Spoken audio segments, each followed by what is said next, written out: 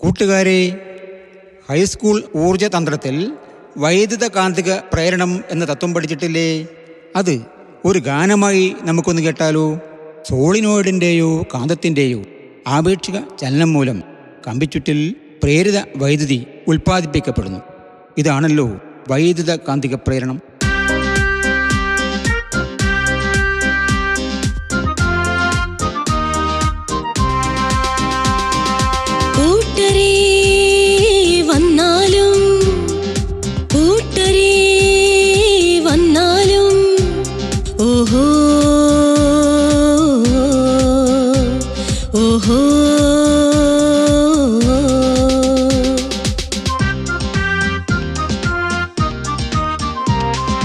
വൈദ്യുത കാന്തിക പ്രേരണമെന്നൊരു തത്വം, വൈദ്യുത കാന്തിക പ്രേരണമെന്നൊരു തത്വം അറിഞ്ഞിരുന്നാൽ എന്തൊരു കേമത്വം,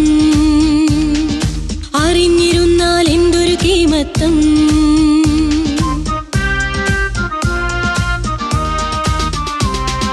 സർപ്പിളാകൃതിയിൽ നിങ്ങൾ ചുറ്റിയെടുക്കൂ, കമ്പി സോളിനോയിഡ് എന്ന പേരിൽ ചുറ്റിയെടുക്കൂ.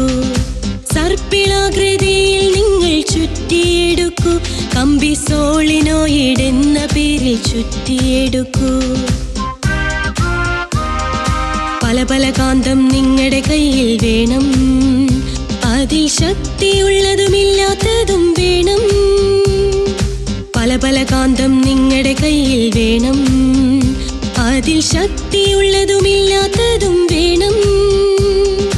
സോളിനോയിഡിനുള്ളിൽ കാന്തത്തിൻ ധ്രുവമെത്തുമ്പോൾ, സോളിനോയിഡിനുള്ളിൽ കാന്തത്തിൻ ധ്രുവമെത്തുമ്പോൾ ഗാൽവനോമീറ്റർ സൂചിയിൽ ഒരു ചെറു ചലനം കാണാം, ഒരു ചെറു ചലനം കാണാം. കാന്തത്തിൻ ധ്രുവമതു താൻ തിരിച്ചു പിടിച്ചാലോ ഗാൽവനോമീറ്ററിൽ എതിരാം ദിശയിൽ നീഡിൽ നീങ്ങുന്നു, നീഡിൽ നീങ്ങുന്നു. കാന്തത്തിൻ ധ്രുവമതു താൻ തിരിച്ചു പിടിച്ചാലോ ഗാൽവനോമീറ്ററിൽ എതിരാം ദിശയിൽ നീഡിൽ നീങ്ങുന്നു, നീഡിൽ നീങ്ങുന്നു.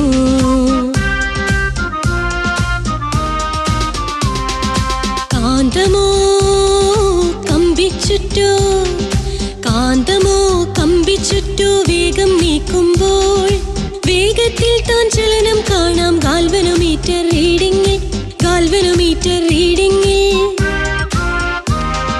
കമ്പിച്ചുറ്റിൻ്റെ എണ്ണം വീണ്ടും കൂട്ടിയിടുമ്പോഴോ നീഡിൽ തന്നുടെ വിഭ്രംശം താൻ ശക്തമതാണല്ലോ, ശക്തമതാണല്ലോ. കമ്പിച്ചുറ്റിൻ്റെ എണ്ണം വീണ്ടും കൂട്ടിയിടുമ്പോഴോ നീഡിൽ തന്നുടെ വിഭ്രംശം താൻ ശക്തമതാണല്ലോ, ശക്തമതാണല്ലോ.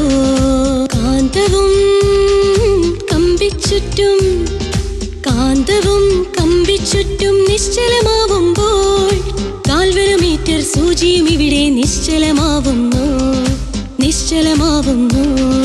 കാന്തവും കമ്പിച്ചുറ്റും, കാന്തവും കമ്പിച്ചുറ്റും നിശ്ചലമാവുമ്പോൾ ഗാൽവനോമീറ്റർ സൂചിയും ഇവിടെ നിശ്ചലമാവുന്നു, നിശ്ചലമാവുന്നു. പ്രേരണം ഇതു പ്രേരണം, പ്രേരണം ഇതു പ്രേരണം. വൈദ്യുത കാന്തിക പ്രേരണം, വൈദ്യുത കാന്തിക പ്രേരണം, വൈദ്യുത കാന്തിക പ്രേരണം.